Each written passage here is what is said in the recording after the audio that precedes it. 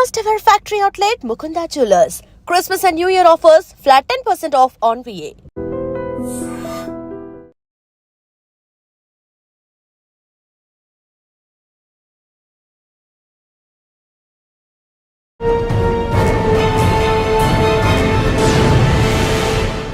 Welcome to crime diaries.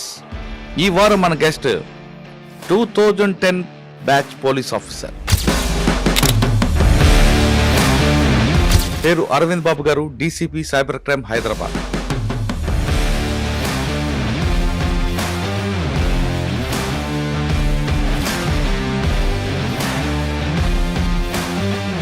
ఈ uniform లో రావడం బై ఛాన్స్ బై చాయిస్?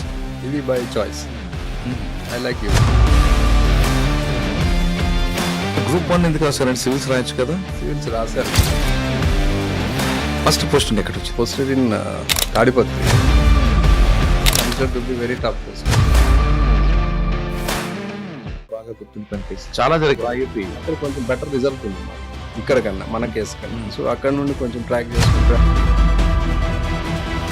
గుజరాత్లో మేము ట్రేస్ చేసాం వాళ్ళని. ఇది అనంతపూర్ కేసు. సో ఇక్కడ మనకి ఒక కాలేజ్ దగ్గర కొంతమంది సైట్ అయ్యారు కదా, దీన్ని కూడా బ్యాక్ ట్రాక్ చేసుకుంటూ వెళ్ళాం. ఈ రెండు కలిస్తే అదే ఊరు వాళ్ళే వేరే బ్యాచ్. ఇప్పుడు హైదరాబాద్ లో సైబర్ క్రైమ్ లో ట్రెండింగ్ క్రైమ్ ఏముందండి? దాన్ని కంట్రోల్ చేయడానికి మీ డిపార్ట్మెంట్ ఏం చేస్తుంది, పబ్లిక్ ఏం చేయాలి? ఇప్పుడు ట్రెండింగ్ క్రైమ్ మనకి ఎక్కువగా ఇన్వెస్ట్మెంట్స్ ఒకటి ఇప్పుడు ఎక్కువగా జరుగుతుంది. అది కాకుండా ఓటీపీ ఫ్రాడ్స్, ఏపీకే తీసుకునే పాయింట్ ఎలా ఉంటుంది? వాడు ఏ విధంగా మోసం చేస్తుంటాడు? ఇది సింపుల్. ఇన్స్టాగ్రామ్ లో. Welcome to crime diaries. ఈ వారం మన గెస్ట్ 2010 బ్యాచ్ పోలీస్ ఆఫీసర్, పేరు అరవింద్ బాబు గారు, DCP cyber crime Hyderabad. Guntur జిల్లా చెందిన అరవింద్ బాబు గారు కరీంనగర్, రాజంపేట, పెద్దాపురం అన్ని ప్రాంతాల్లో పనిచేసి ప్రస్తుతం సిటీలో ఉన్నారు. ఆయన పనిచేసిన ప్రాంతాల్లో ఎక్కడో ఒక్కొక్క దగ్గర ఆయన ఒక బెంచ్ మార్క్ పెట్టుకుంటూ వచ్చారు. ఫస్ట్లో ఆయన పనిచేసిన ప్రాంతాల్లో ఒక ఫ్యాక్షనిజం చూశారు, ఒక రెడ్ శాండిల్స్ చూశారు, ప్రస్తుతం సైబర్ క్రైమ్ చూస్తున్నారు. సాధారణంగా గతంలో ఒక నేరం చేసిన వ్యక్తి మన కంటి ముందో మన వెనక ఉండి నేరం చేసేవాడు. పలానా వ్యక్తి నేరం చేశాడు కాబట్టి అతను పట్టుకోవడం పెద్ద కష్టం కాదనేది భావించేవారు, అదే విధంగా దొరికేవారు. తర్వాత నేరాల యొక్క స్వభావం మారి ఇంకా ఆన్లైన్ ఫ్రాడ్ చేయడం ప్రారంభించారు. అదే వైట్ కాలర్ అఫెన్స్. ఇంకా అక్కడి నుంచి తీసుకుంటే ఇప్పుడు ప్రజెంట్ సైబర్ క్రైమ్. మన కంటికి కనిపించడు, కనీసం ఎలాంటి ఆయుధం వాడకుండానే మన దగ్గర ఉన్న కోట్లాది రూపాయలు కొట్టేస్తుంటాడు. దీనికి ప్రధాన కారణం మనలో అత్యాశ లేదా మనలో అమాయకత్వమే. అమాయకత్వం కన్నా అత్యాశే ఎక్కువ అంటున్నారు పోలీస్ రికార్డ్స్. ఇప్పుడున్న క్రైమ్ని ఎలా కంట్రోల్ చేయాలి? సైబర్ క్రిమినల్స్ పాడని మనం పడకుండా ఉండాలంటే ఏం చేయాలి? కేవలం పోలీసులదే కాదు, మన రోల్ కూడా ఉందనే విషయాన్ని సైబర్ క్రైమ్ సంబంధించిన ఆఫీసర్ చెప్తున్నారు. ఆయనే అరవింద్ బాబు గారు. ఆయన అడిగి ఈ క్రిమినల్స్ని ఎలా మనం కంట్రోల్ చేయాలనే విషయాన్ని సార్ నాటి తెలుసుకుందాం. సార్ నమస్తే అండి. నమస్తే. అరవింద్ బాబు గారు, గతంలో మీరు డిపార్ట్మెంట్కి వచ్చే టైంకి 2010లో ఒక ట్రెడిషనల్ క్రైమ్ ఉండేదండి. నేరం చేశాడంటే పలానా కమ్యూనిటీ వాడు చేశాడు, పలానా వాడు చేశాడని పట్టుకున్నారు. అది క్రమేపీ వైట్ కాలర్ అఫెన్స్గా మారింది. అంటే ఆన్లైన్ ఫ్రాడ్స్, బ్యాంక్ చీటర్స్, 420 ఇవ్వండి. కానీ ప్రజెంట్ సైబర్ క్రైమ్ దీనికి అంతం లేకుండా రకరకాల మాడ్యూల్స్లో, రకరకాల దీంట్లో ఎక్కడ ఏ అకేషన్ దొరికినా దాంట్లో కొట్టేస్తున్నాడు. వాడు మనం దొరకడు, కంటికి కనిపించడు, రకరకాల అంటే వాళ్ళకి సంబంధం లేని వ్యక్తులు ఇన్వాల్వ్ చేసుకుంటూ క్రైమ్ చేస్తున్నారు వాళ్ళు. దీన్ని కంట్రోల్ చేయడం అనేది కేవలం పోలీస్ డ్యూటీ కాకుండా పబ్లిక్ అవేర్నెస్ అనేది ఇంపార్టెంట్ ఉంది. మీలాంటి వాళ్ళందరూ చెప్తుంటారు. ఇప్పుడు జరుగుతున్న ట్రెండింగ్ క్రైమ్ని పబ్లిక్ ఎలా అవేర్నెస్ చేసుకోవాలి, వాళ్ళు ఎలా అర్థం చేసుకోవాలి? మెయిన్ గ్రీడీనెస్ ఎక్కువగా కనిపిస్తున్నట్టుగా తెలుస్తుంది, అత్యాశ.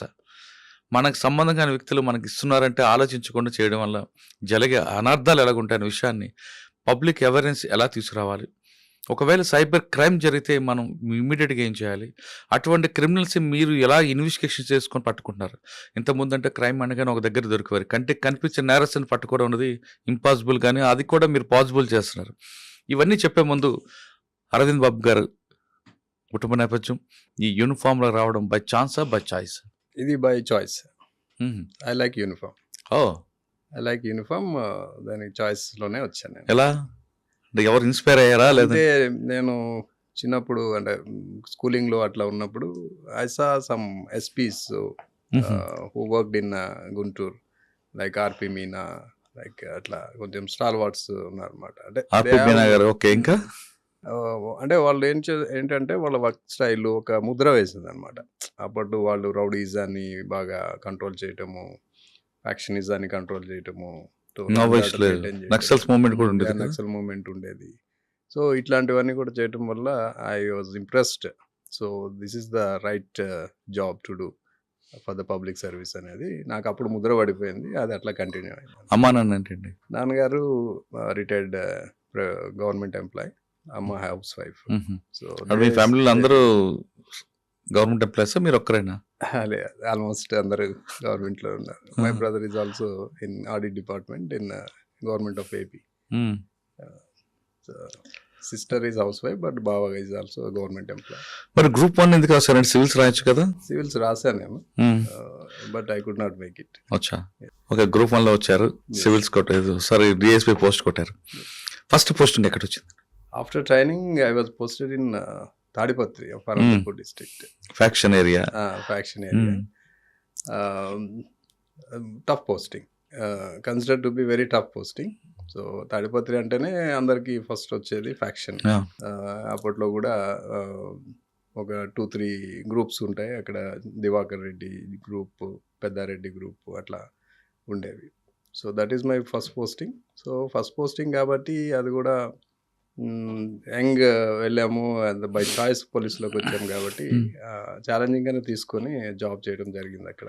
సార్, తాడిపత్రి అనగానే ఫ్యాక్షన్ ఉంటుంది, ఇంకా వేరే క్రైమ్ కూడా ఉంటుంది. కానీ అక్కడ కేవలం లా అండ్ ఆర్డర్గానే చూడకుండా ఒక డిప్లొమాటిక్గా పనిచేయాలంది, కౌన్సిలింగ్ చేయడంలో డిఫరెంట్ ఉండాలంది సీనియర్ ఆఫీసర్ చెప్పారు. అంటే ఆ ప్రాంతంలో ఫ్యాక్షనిస్ట్కి ఉదయం లెగ్గానే పోలీసు వాడు కంటి ముందు కనబడాలన్నది అంతకుముందు ఆఫీసర్కి ఒక మార్క్ తీసి వెళ్ళారు. మీరు అది కంటిన్యూ చేశారా లెగసీని, లేదు మీ స్టైల్ మార్చుకొచ్చారా? అది కొన్ని సందర్భాల్లో చేసాము, బట్ కొన్నిట్లో కొంచెం మోడిఫికేషన్ చేసాము as per the situation. So దాంట్లో ఎట్లా ఉండేది అంటే 2 గ్రూప్స్ ఉన్నప్పుడు 2 గ్రూప్స్కి ఈక్వల్ ట్రీట్మెంట్ ఇవ్వటము, so that police is tough on both sides అనేది ఒక మెసేజ్. అంటే న్యూట్రల్ ఉన్నారు, they are on the law and order సైడే ఉన్నారు అట్లా అనేది ఒక ఇంప్రెషన్ అనేది క్రియేట్ చేయడం జరిగింది. సో బోత్ ఎక్కడైతే కాన్ఫ్లిక్ట్ ఉందో అక్కడ కాన్ఫ్లిక్ట్ ఉన్న దగ్గర బోత్ పార్టీస్కి సేమ్ ట్రీట్మెంట్ లీగల్గా ఇవ్వటము. సో అట్లా మనం బ్యాలెన్స్ చేసి చేస్తాం. సార్, ఫస్ట్ పోస్టింగ్లో మీకు మంచి ఛాలెంజ్ వచ్చింది, కానీ అక్కడ ఒక మీకు మెమరబుల్ ఒక కేసు ఉంటుంది ఏదో ఒకటి? ఉన్నది, ఒకటి మెమరబుల్ కేసు ఉంది. అది గుత్తి పోలీస్ స్టేషన్ లిమిట్స్లో ఒక కేసు. అది యాక్చువల్గా ఎట్లా చెప్పాలి అంటే అది different types of sections involve అయినాయి అనమాట. అందులో SC/ST సెక్షన్స్ ఇన్వాల్వ్ అయినాయి. తర్వాత ఫస్ట్ అది ఒక ఏమంటారు, ఒక యాక్సిడెంటల్ ఇష్యూ లాగా స్టార్ట్ అయ్యి తర్వాత ఆ వ్యక్తి చనిపోవటము, తర్వాత దాంట్లో ఆ వ్యక్తి ఒక ST కమ్యూనిటీకి అవటము, దానివల్ల SC/ST కేసు ఇన్వాల్వ్ అవటము. సో ఇట్లా ఒక ఏమంటారు, ఒక సెన్సేషన్ లాగా కేసు క్రియేట్ అయింది అనమాట. సో అల్టిమేట్గా అది ఏంటి అంటే ఆ వ్యక్తి సెల్ఫ్ యాక్సిడెంట్లో చనిపోవటము, ఇన్వెస్టిగేషన్లు ఇవన్నీ బయటపడ్డాయి. సో బట్ అది ఆ ఇన్వెస్టిగేషన్ అనేది చాలా మలుపులు తిరుగుకుంటూ వెళ్ళింది. సో ఆ ఇన్వెస్టిగేషన్లో మొత్తము మనము ఎండింగ్కి వెళ్ళినప్పుడు సో అది ఒక సెల్ఫ్ యాక్సిడెంట్, దాంట్లో ఎవరి ప్రమేయం లేదు. యాక్సిడెంట్ అవటం వల్ల అతను కోమాలోకి వెళ్ళి సబ్సిక్వెంట్లో చనిపోవటం జరిగింది. సో దీన్ని మనం ఇన్వెస్టిగేట్ చేసి దీన్ని అంతా ప్రూఫ్ తీసుకొచ్చేసి ఇది ఎవరు చేసిన పని కాదు, సెల్ఫ్గానే చనిపోయాడు అని చెప్పేసి దాన్ని కేసుని క్లోజ్ చేయడం జరిగింది. బట్ SC/ST కేసుని అంత ఒక సెన్సేషన్ అయిన కేసుని క్లోజ్ చేయడం అంటే చాలా గట్స్ ఉండాలి. But we have collected all the evidence, all material and all circumstantial evidence. అది చేసేసాం. దట్ కొంచెం సాటిస్ఫాక్షన్ అనిపించింది. సార్, ఆ కేసును మీరు 304A కింద క్లోజ్ చేస్తుంటారు, రోడ్ యాక్సిడెంట్ కదా, అంతే కదా? ఓకే. కానీ 2 వర్గాలు మీకు డిస్టర్బెన్స్ చేశాయి కదా, వాళ్ళ మీద యాక్షన్ ఉందా? డిస్టర్బెన్స్ అంటే దీంట్లో మిస్టేక్ ఆఫ్ ఫ్యాక్ట్ ఉంది ఇందులో యాక్చువల్లీ. ఓకే. ఎందుకు అంటే ఆ రోజు అతను ఫ్రెండ్స్తో బయటకు వెళ్ళటము, ఫ్రెండ్స్తో తాగటము జరిగింది. అది బయటకి కనిపించేది ఏంటంటే ఫ్రెండ్స్ తీసుకెళ్ళి ఏదో చేశారు అనేది వచ్చింది. బట్ మ్మ్. యాక్చువల్‌గా ఫ్రెండ్స్‌తో వెళ్ళిన మాట వాస్తవమే గానీ, బట్ అతను తర్వాత బయటికి సింగిల్‌గా వచ్చాడు. మనకది సీసీ ఆ ఫుటేజ్ విషయం ఎవిడెన్స్ అంతా ఉంది. అక్కడ ఒ ఒక హోటల్‌లో ఉన్నారు వాళ్ళు. ఆ హోటల్ బాయ్ కూడా ఎవిడెన్స్ ఇచ్చారు. ఇతను ఒక్కడే వెళ్ళటం మేము చూసాము అని చెప్పేసి. సో, అట్లా మనం మొత్తం కనెక్ట్ చేసి బోత్ సైడ్స్‌ని కూడా మనము కాన్ఫరెన్స్‌లోకి తీసుకొని అది చేయాల్సొచ్చింది. బట్ అంటే ప్రొఫెషనల్లీ ఒక సాటిస్ఫైడ్ ఇన్వెస్టిగేషన్ అనమాట. అంటే ఫ్యాక్ట్‌ని మనం బయటకి తీసుకురావడం. అవును. బయటకి కనిపించేది ఒకటుంటది. అసలు ఫ్యాక్ట్ ఒకటుంటది. Hmm. We understood that true fact అనమాట ఇన్ ది అచ్చా. ఇన్వెస్టిగేషన్. సో, కానీ ఆ అప్పుడు రెండు అనిపించింది groups ఎప్పుడైనా పడ్డాయా? ఇన్వెస్టిగేషన్‌లో కిక్ అంటే ఏంటి? ఇలా ఉంటదా? అనేది ఫస్ట్ టైమ్ ఐ టేస్టెడ్ ఎలా మీకు లీడ్ వచ్చిందండి? దాంట్లో ఇప్పుడు అంటే సీసీ కెమెరా ఒకటే. నో అట్లని కాదు. అది one of the evidence. So, యాక్చువల్‌గా వాళ్ళ మదరు చెప్పిన నేరేషన్‌ని మొత్తం మనం వెరిఫై చేసాం. సార్ అంటే ఆ కేసులో లీడ్ ఎక్కువ ఉంది మీకు. తాడిపత్రి ఆ కేసులో మెయిన్ కంప్లైంట్ వాళ్ళ మదర్, చనిపోయిన వ్యక్తి యొక్క మదర్ అన్నమాట.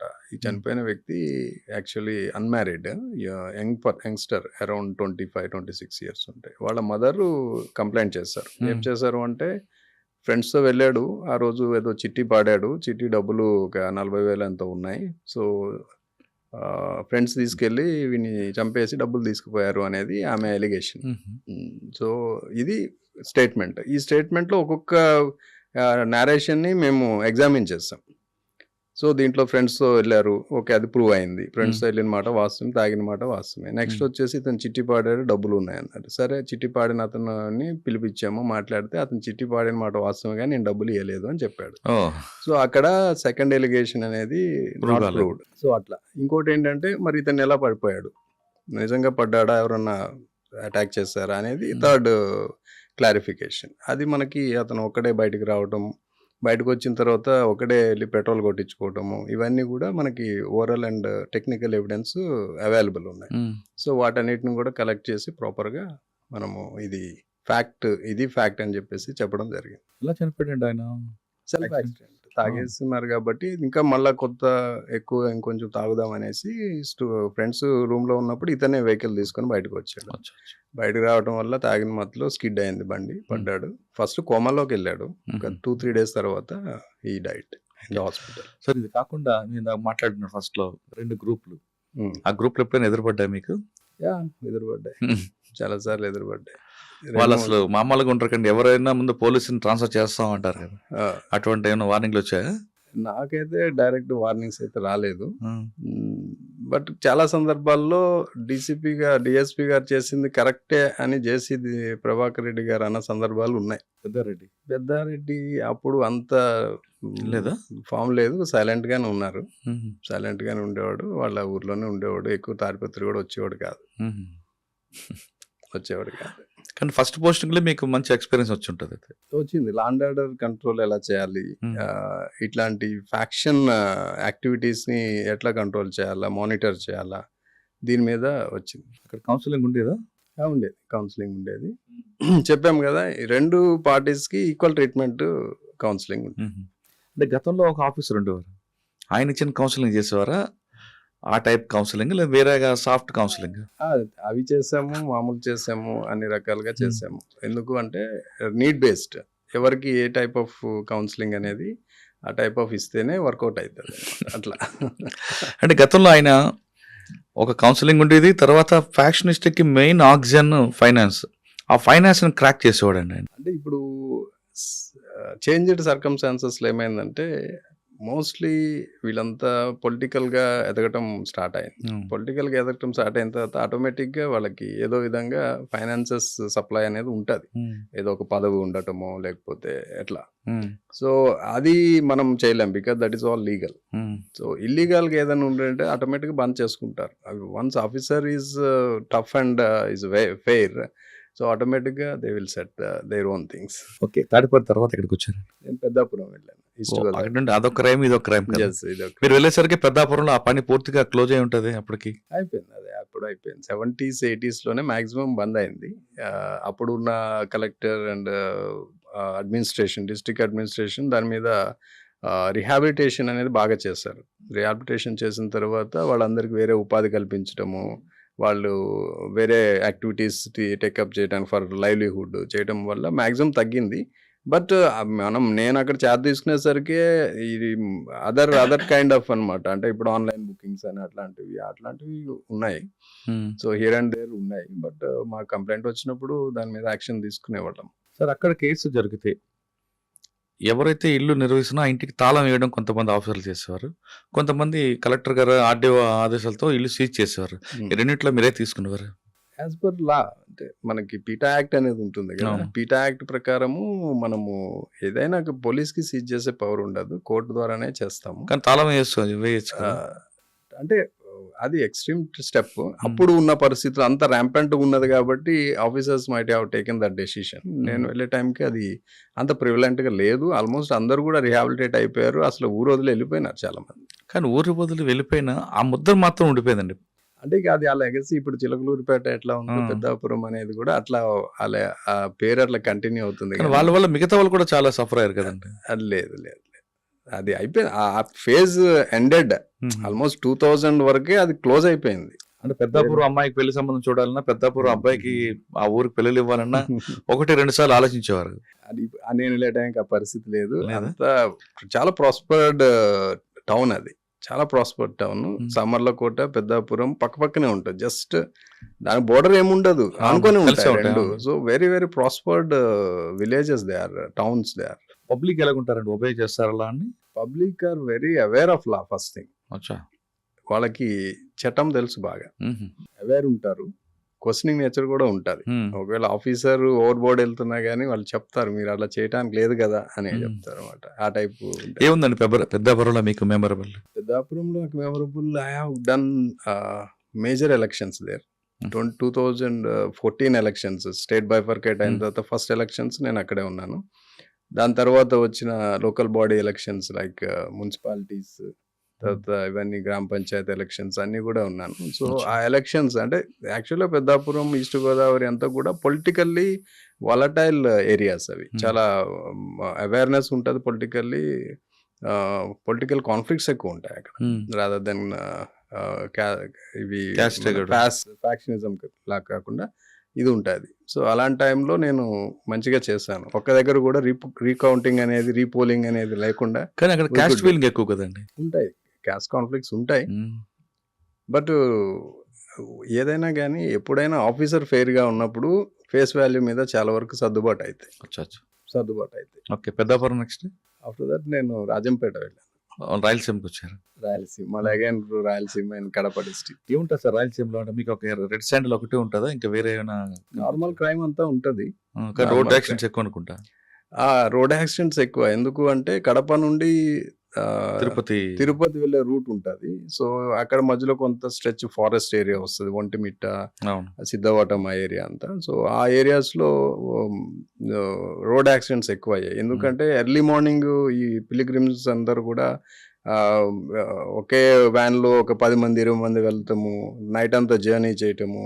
సో ఎర్లీ మార్నింగ్ వచ్చేసరికి ఆ ఏరియాకి వస్తారు అనమాట, ఎక్కడైతే స్పాట్స్ ఉంటాయి, బ్లాక్ స్పాట్స్, అక్కడ దాకా రావటము, వాళ్ళు తూలటము, డ్రైవర్స్, ఇట్లా చాలా యాక్సిడెంట్స్ అయినాయి. లైవ్ యాక్సిడెంట్స్ నేను ఒక 2-3 చూసినాను, నా కళ్ళ ముందే జరిగినాయి యాక్సిడెంట్స్. సో అటువంటి పరిస్థితి కూడా ఉంది. తర్వాత మేము చాలా వరకు మెజర్స్ తీసుకున్నాము. అక్కడ ఎట్లయితే మన స్పీడ్ కంట్రోల్స్ పెట్టడము, ఇల్యూమినేషన్ పెంచటము, in consultation with the road and R&B వాళ్ళతోనూ, తర్వాత ఫారెస్ట్ డిపార్ట్మెంట్ వాళ్ళతో కలిసి చాలా వరకు యాక్సిడెంట్స్ ప్రివెన్షన్ మీద కూడా ఎక్కువ. సార్ మీరు చెప్పిన ఒంటిమిట్ట దాటిన తర్వాత రైట్ సైడ్ పెద్ద లేక్ వస్తుంది, ఒంటిమిట్ట చెరువు. అది ఆ లేక్ దాటి రోడ్ కంప్లీట్ డౌన్ అయిపోతుంది. అక్కడ ఎక్కువ యాక్సిడెంట్స్ అవుతుంటాయి. మరి అక్కడ ఏం ప్రికాషన్స్ తీసుకున్నారు అప్పట్లో? తీసుకున్నాం. సైన్ బోర్డ్స్ పెట్టడము, యాక్సిడెంట్ ప్రోన్ ఏరియా అని చెప్పి అక్కడ స్పీడ్ కంట్రోలర్స్ పెట్టడము, అవన్నీ చేసాము. చేసి స్ట్రీట్ లైట్స్ కూడా అది సోలార్ టైప్ లైట్స్ పెట్టడం చేసాం. ఓకే, ఇది కాకుండా రెడ్ శాండిల్, ఆ బెల్ట్ అంతా అదే కనిపి రైల్వే కోడూరు వరకు ఆ బెల్ట్ కంప్లీట్ గా రెడ్ శాండిల్ ఎక్కువ పండేది. ఆ చెట్లు నాటే అనుకుంటా. అవును, మన స్మగ్లింగ్ కారిడార్ కూడా అదే. అవును. కోర్ ఏరియా ఏదైతే శేషాచలంలో కోర్ ఏరియా వేర్ ఈ రెడ్ శాండిల్ అవైలబిలిటీ ఎక్కువ ఉంటుంది, హై క్వాలిటీ ఉంటుంది. హై క్వాలిటీ వుడ్ కూడా అక్కడే వస్తుంది అనమాట. అవునా? సో ఇదంతా కూడా ఎక్కడ ఉంటదంటే మనకి రాజంపేట నుండి తిరుపతి లేదా రేణిగుంట. రేణిగుంట మధ్యలో ఉన్న ఫారెస్ట్ లోనే ఉంటుంది అనమాట. So that is the hot bed. అచ్చా. సో అక్కడ నేను వర్క్ చేశాను. అప్పుడు గవర్నమెంట్ ప్రయారిటీ ఉంది రెడ్ శాండిల్ని కర్వ్ చేయాలని చెప్పేసి, అప్పుడే రెడ్ శాండిల్ టాస్క్ ఫోర్స్ కూడా ఏర్పాటు చేయడం జరిగింది. సో ఆ టైంలో అది ఒక ఏమంటారు, యాక్చువల్గా నాకు స్పెషల్ రిక్వెస్ట్ అన్న అప్పుడు డీజీపీ గారి మీద నేను వెళ్ళాల్సి వచ్చింది అక్కడికి. సారు స్వయంగా ఫోన్ చేసినారు. అప్పుడు జేవి రాముడు సార్ ఫస్ట్ డీజీ గారు ఉన్నప్పుడు, నేను పెద్దాపురంలో ఉన్నాను. అప్పుడు సార్ ఫోన్ చేసారు, నీకు పోస్టింగ్ ఇస్తాను, మంచి పోస్టింగ్ వెళ్తావా? వెళ్తాను సార్ అని చెప్పి కడప వెళ్ళడం జరిగింది. సరే, ఆ ఛాలెంజ్ ఎలా తీసుకున్నారు మీరు? ఎలా దాన్ని ఓవర్కమ్ చేశారు రాజంపేటలో? రాజంపేటలో బేసిక్ ఏంటంటే, అంతకుముందు పనిచేసిన వాళ్ళ మీద చాలా ఎలిగేషన్స్ ఉన్నాయి. ఫస్ట్ థింగ్, నాకు ఉన్న మెయిన్ ఛాలెంజ్ ఏంటంటే పోలీస్ యాక్షన్ అనేది ఫెయిర్గా ఉండాలి ఫస్ట్. సో నేను వెళ్ళే టైంకే అక్కడ ఉన్న నా ప్రీవియస్గా వర్క్ చేసిన అతన్ని సస్పెండ్ చేయడం జరిగింది. సో ఎలిగేషన్స్ మీద. తర్వాత అక్కడ చాలామంది ఆఫీసర్స్ మీద కూడా ఈ రెడ్ శాండ్తో స్మగ్లర్స్తో వాళ్ళు కంబైన్ అయ్యారు అని చెప్పేసి కొన్ని ఎలిగేషన్స్ ఉన్నాయి. సో ఫస్ట్ ఛాలెంజ్ ఏంటంటే, first to get clean image to the police in that area first. అదొకటి మెయిన్ ఛాలెంజ్. రెండోది వచ్చేసి ఈ రెడ్ శాండిల్ స్మగ్లింగ్ని మనం కర్బ్ చేయాలి. So these are the 2 challenges I have taken up. సో అట్లాగే రెండిట్లో కూడా నేను సక్సెస్ అయ్యాను. ఫస్ట్ మనం ఫెయిర్ యాక్షన్ పోలీస్ నుండి, ఎవరు కూడా రెడ్ శాండిల్ అన్న దాని మీద స్ట్రిక్ట్ యాక్షన్ ఉండాలా యాజ్ పర్ లా. ఎక్కడ కూడా ఒక చెట్టు కూడా కొట్టడానికి వీల్లేదు అన్నట్లు. సో దానికి మనం ఏం చేయాలి అంటే, మన కోఆర్డినేషన్ ఉండాలి ఫారెస్ట్ డిపార్ట్మెంట్తో, బికాజ్ అదంతా ఫారెస్ట్ సబ్జెక్ట్. బట్ జ్యూరిస్డిక్షన్ మన దగ్గర ఉంది కాబట్టి మేము ఫారెస్ట్ వాళ్ళతో మంచి సంబంధాలు పెట్టుకోవటము, ఇన్ఫర్మేషన్ షేరింగ్ చేసుకోవటము, కంబైన్డ్గా ఆపరేషన్స్ చేసాము. అప్పుడు కూడా ఒక డిఎఫ్ఓ గారు ఉన్నారు, ఈజ్ వెరీ కోఆపరేటివ్, మా యంగ్ ఆఫీసర్. సో వెంకటేష్ అని చెప్పేసి is very close to me. So ఇద్దరం కలిసి మంచిగా చేసినాం. మంచి టాస్క్ చెప్పండి. మంచి టాస్క్ అంటే, ఒక కేసు, ఒక ఇద్దరు కూలీలు, అంటే రెడ్ శాండిల్ కొట్టడానికి వచ్చిన కూలీలు ఒక ఇద్దరు మనకి దొరికారు ఒక ఎర్లీ మార్నింగ్. తమిళనాడు కూలీలు. తమిళనాడు. సో వాళ్ళు దగ్గర వాళ్ళందరూ పట్టుకున్నాము, వాళ్ళతో మాట్లాడిన, మొత్తం సర్చ్ చేస్తే వాళ్ళ దగ్గర 2 ఆర్టీసీ టికెట్స్ దొరికాయి. ఆర్టీసీ టికెట్స్ అంటే వాళ్ళు ఆర్టీసీ బస్సులో ట్రావెల్ చేసి వచ్చారు ఇక్కడికి. ఎక్కడ నుండి? అక్కడ చెన్నై నుండి వీళ్ళు వచ్చారు. అది కర్నూలు డిపో బస్సు. సో మనం వీళ్ళని అడిగాము, అసలు మీరు ఎట్లా వచ్చారు, ఎవరు తీసుకొచ్చారు అంటే, వాళ్ళు సమ్ ఎక్స్ అనే ఒక పేరు చెప్పారు. వాళ్ళు మొత్తం 10 మందిని తీసుకొని వచ్చారు. అంటే ఎట్లా వచ్చారు అంటే, దే నరేటెడ్ ఎవ్రీథింగ్. వాళ్ళు ఊర్ల నుండి చెన్నైకి ఎలా వచ్చారు, చెన్నై నుండి ఈ బస్ ఎట్లా ఎక్కారు, సో ఈ బస్సులో ఏం జరిగింది. సో వాళ్ళు చెప్పడం ఏంటంటే, చెన్నైలో ఒక స్టాప్ దగ్గర ఈ డిపో బస్సులు ఆగుతాయి. అంటే ఇవి ఇటు కర్నూలు వచ్చేవి, తిరుపతి వచ్చే బస్సులు, వాళ్ళని అక్కడ ఆపుతారనమాట. సో అక్కడ ఆపుకొని ఎవరైతే మీడియేటర్ ఉంటారో, మీడియేటర్ మన ఆర్టీసీ వాళ్ళతో ముందే మాట్లాడుకుంటారు, ఇన్ని సీట్లు నాకు రిజర్వ్ కావాలి. సో ఒక్కొక్క సీట్ రిజర్వ్కి వీళ్ళు కొంత కమిషన్ తీసుకుంటారు, టికెట్ కాకుండా. ఎవరు? Drivers and conductors. యాక్చువల్లీ అప్పుడు కండక్టర్స్ లేరు, డ్రైవర్సే టికెట్. సో ఇట్లా ఐడెంటిఫై అయిందనమాట. సో ఐడెంటిఫై అయిన తర్వాత మొత్తం అసలు ఎంతమంది ఇలా చేస్తున్నారు అనేది వెరిఫై చేస్తే దాదాపు మనకు ఒక 22 మంది డ్రైవర్స్ ఐడెంటిఫై అయ్యారు, ఇట్లాంటి యాక్టివిటీస్ చేస్తున్నారు. సో ఆ కేసు టికెట్లు దొరుకుతాయి కదా, సీట్లు ఉంటాయి కదా, అంటే వాళ్ళకి అంటే వీళ్ళకి 2 సౌలభ్యం. ఎట్లా అంటే, టికెట్స్ వీళ్ళు ఎంతమందికి చెప్తే అంతమంది సీట్లు ఆపుకుంటారు. అంటే వేరే వాళ్ళని ఎక్కనివ్వరు, డ్రైవర్ ఆల్రెడీ ఫిల్ అయినా అని చెప్తాడు. ఒకటి అంటే that is a kind of reservation ముందుగానే. రెండోది ఏంటంటే, వీళ్ళు ఎక్కడ చెప్తే అక్కడ బస్ ఆపుతాడు. ఫారెస్ట్ ఏరియాలో ఇప్పుడు మనకి రేణిగుంట నుండి రాజంపేట మధ్యలో మనకి ఫారెస్ట్ వస్తుంది. ఏది రైల్వే కోడూరు ఏరియా మొత్తము, బాలపల్లి చెక్ పోస్ట్, ఇదంతా కూడా ఫారెస్ట్ ఏరియా ఉంటుంది. దాదాపు 20 కిలోమీటర్స్. వాళ్ళు ఎక్కడ ఆపమంటే అక్కడ ఆపుతాడు బస్సు. జనరల్ గా ఆపకూడదు, డిపోలోనే ఆపాలి బస్సు, డెసిగ్నేటెడ్ స్టాప్స్ లోనే ఆపాల. వీళ్ళు ఫారెస్ట్ ఏరియాలో ఆపడానికి కూడా లేదు అసలు. అందుకు ఫారెస్ట్ ఏరియాలో ఆపుతాడంటే వాళ్ళు ఈ టైప్ ఆఫ్ ట్రాన్స్పోర్ట్ ఒక్కొక్క దానికి 200, 300. 20 టికెట్లు అంటే 10 మంది ఉన్నట్టు 2-3 వేలు వచ్చేస్తాయి ఒక ట్రిప్ కి వాళ్ళకి. సో ఇది ఒకటి మేము ఫైండ్ అవుట్ చేసాం, ఒక నెట్వర్క్ అంటే వీళ్ళు ఈ విధంగా వస్తున్నారు అనేది. సో ఆ టైంలో we arrested nearly 25 or 26 drivers, RTC drivers. అది అంటే యాక్చువల్గా ఇట్స్ గుడ్ కేస్ అనాల, ఎందుకంటే ఒక నెట్వర్క్ని మేము బ్రేక్ చేసాం. ఆ తర్వాత అది బంద్ అయిపోయింది, ఆ టైప్ ఆఫ్ ట్రాన్స్పోర్ట్ బంద్ అయిపోయింది. సో అట్లా అది బ్రేక్ చేసి అంటే వాళ్ళు తీసుకురావడం వరకేనా, లేదంటే కట్ చేసిన వుడ్ స్మగ్లింగ్ కూడా ఆర్టీసీలో అవ్వదు. అది ఆ వుడ్ చాలా పెద్దగా ఉంటది, ఏమైనా పీసులు కట్ చేసి డిక్కీలో పెట్టుకోవాలి కదా. చాలా బరువు ఉంటది అసలు. అది హై డెన్సిటీ వుడ్, అది మీరు నీళ్ళల్లో వేసినా మునిగిపోతుంది. 2 సంవత్సరాల తర్వాత తీసినా కానీ దాంట్లో ఎటువంటి మార్పు ఉండదు, జస్ట్ పై లేయర్ మాత్రమే బ్లాక్ అవుతుంది, మళ్ళీ దాన్ని చెక్కేస్తే రెడ్ ఉంటుంది. మామూలు చెక్క ఏమైతుంది, చీకిపోతుంది, పీస్ వస్తుంది, అవ్వదు. చాలా హై డెన్సిటీ వుడ్, అది చాలా బరువు ఉంటుంది. మీరు ఓన్లీ ఒక చిన్న దుంగని మీరే మనం పట్టుకోవాలంటే చాలా కష్టంతో ఇది లేపాలి దాన్ని. కానీ వాళ్ళు భుజాలు వేసుకుని వస్తుంటారు, వాళ్ళంతా ట్రైబల్స్, వాళ్ళు యూజ్ టు దట్. వాళ్ళు అడవుల్లో చేసే పనే కాబట్టి వాళ్ళు ఒక్కొక్క దొంగని వేసుకొని వచ్చేస్తారు, కానీ మనం మొయ్యలేము. అది చూసారు, అది చాలా హార్డ్ ఉంటుంది, చాలా బరువు ఉంటుంది. సరే, ఇది కాకుండా కొంతమంది అంబులెన్స్ లో కూడా స్మగ్లింగ్ చేశారు. అప్పుడు డిఫరెంట్ మోడ్స్ లో ట్రాన్స్పోర్ట్ చేశారు, అంబులెన్స్ లో కూడా చేశారు. అంటే అంబులెన్స్ ఒకటి మిల్క్ ట్యాంకర్స్ లో కూడా మేము పట్టుకున్నాము, ఎందుకంటే ఇవన్నీ కూడా జనరల్ గా ఎవరు చెక్ చేయరు అనే ధైర్యంతో వాళ్ళు చేశారు, కానీ బట్ మనం పట్టుకున్నాం. అంబులెన్స్ లో చేశారు, మిల్క్ ట్యాంకర్స్ లో చేశారు, ఆయిల్ ట్యాంకర్స్ అట్లా క్రియేట్ చేసి పెట్రోలియం ఆయిల్ అన్నట్లు అట్లా కూడా చేశారు. ఏమన్నా డీజీ గారు ఏమన్నారండి అప్పుడు? నాకు స్పెషల్ కమెండేషన్ ఇచ్చారు, ఒకసారి స్పెషల్ కమెండేషన్ ఇచ్చారు. తర్వాత డీజీ గారు ఒకసారి ఫస్ట్ టైం కడప నేను చార్జ్ తీసుకున్న తర్వాత ఈ ఆర్టీసీ ఇదంతా అయిపోయిన తర్వాత ఒకసారి డీజీ గారు కడప వచ్చినప్పుడు విజిట్ చేసినప్పుడు సార్ ప్రత్యేకంగా అభినందించారు. ఎవరండి ఎస్పీ ఎవరండి అప్పుడు? అప్పుడు నవీన్ గులాటి సార్, మంచి ఆఫీసర్. నవీన్ గులాటి. రాజంపేట తర్వాత ఎక్కడికి వచ్చారండి? రాజంపేట తర్వాత నేను కౌంటర్ ఇంటెలిజెన్స్ కి వెళ్ళాను. ఎక్కడ, ఏపీలోనా?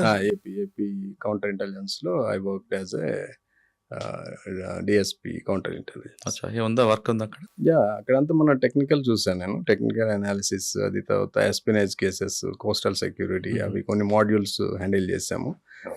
అప్పుడు నేను ఉన్న టైంలో కొన్ని షిఫ్టింగ్ ఇష్యూస్ అవి ఉన్నాయి. సో అవన్నీ కూడా ఆఫీస్ హైదరాబాద్ నుండి విజయవాడకి షిఫ్ట్ చేయడము, ఇవన్నీ కూడా నడిచాయి అనమాట. తర్వాత ఇక్కడ తెలంగాణకి అలౌట్ అయ్యారు మీరు? ఆఫ్టర్ దట్ నాకు మళ్ళీ ప్రమోషన్ వచ్చింది అక్కడ అడిషనల్ ఎస్పీగా. అడిషనల్ ఎస్పీ ప్రమోషన్ మీద నేను రీజనల్ ఇంటెలిజెన్స్ ఆఫీసర్ ప్రకాశం వెళ్ళాను. 2019 ఎలక్షన్ అప్పుడు నేను అక్కడ ఉన్నాను, ప్రకాశంలో. Corona first phase of corona తర్వాత I came to Telangana. Sir, తెలంగాణలో ఏంటుంది? తెలంగాణలో I was sent to Nizamabad. First posting is Nizamabad, December 2020. As additional SP అంటే అప్పుడు అక్కడ అది కమిషనరేట్ కాబట్టి అడిషనల్ డీసీపీ అనేవాళ్ళు. సో అడిషనల్ డీసీపీ ట్రైనింగ్ కాలేజ్ ఉండేది, అక్కడ ట్రైనింగ్ కాలేజ్కి పంపించారు. సో అప్పుడు నాగరాజు గారు కమిషనర్ టైంలో? నాగరాజు గారు కాదు, తర్వాత నాగరాజు గారు వచ్చారు. ముందు మనకి కార్తికేయ సారు సిపి ఉన్నారు. సో అప్పుడు నేను రిపోర్ట్ చేస్తున్నాను సార్కి. రిపోర్ట్ చేసినప్పుడు ఏంటంటే కాలేజ్ ఏం అవసరం లేదు, ఏం లేదు అక్కడ, లా అండ్ ఆర్డర్ చూసుకోండి అన్నారు. సో యాక్చువల్గా నేను నిజామాబాద్ వచ్చిన తర్వాతే అసలు తెలంగాణ పోలీసింగ్ ఏంటి అనేది అక్కడే నేర్చుకున్నాను. బికాజ్ అప్పటి వరకు నాకు తెలంగాణ పోలీసింగ్ టచ్ లేదు. So mostly my service and training also అంతా కూడా నాది ఏపీ రాయలసీమలోనే జరిగింది కాబట్టి. సో ఫస్ట్ నాకు the best experience in the Nizamabad is I learned all the practices in the Telangana police. అసలు ఎట్లా పోలీసింగ్ ఏముందండి చేంజ్ అండి ఆంధ్రప్రదేశ్ పోలీస్కి Telangana police? Technology, basically technology and policing ఒకటే. పోలీసింగ్ అంటే బేసిక్ పోలీసింగ్ ఒకటే ఉంటుంది, పోలీసింగ్ ఎక్కడైనా ఒకటే ఉంటుంది. Because everybody follows the manual. Technology AP కన్నా తెలంగాణ టాప్ ఉంది నాకు అప్పుడు అనిపించింది.